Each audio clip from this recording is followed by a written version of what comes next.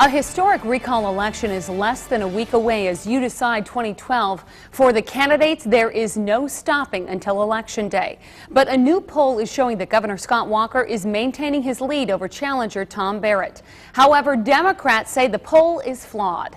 They have internal polls, they say, that put the candidates in a dead heat. Fox 11's Ben Krumholtz brings us balanced coverage.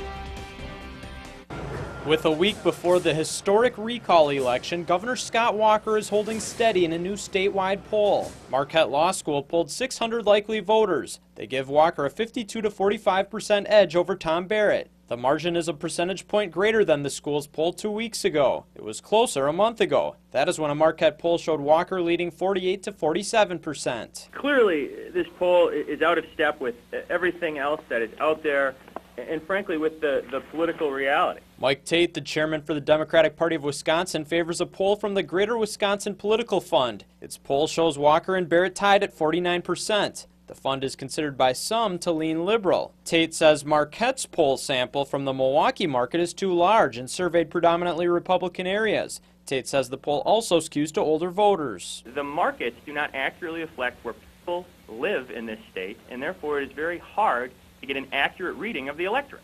Although Tate accuses the Marquette poll of leaning conservative, it also shows voters side with President Barack Obama, 51% to 43% versus his Republican challenger Mitt Romney.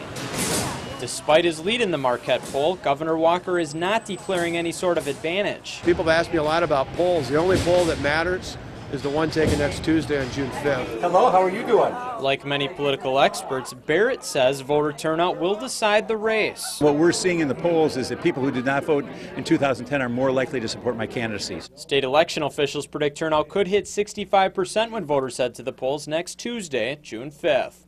Ben Krumholtz, Fox 11 News.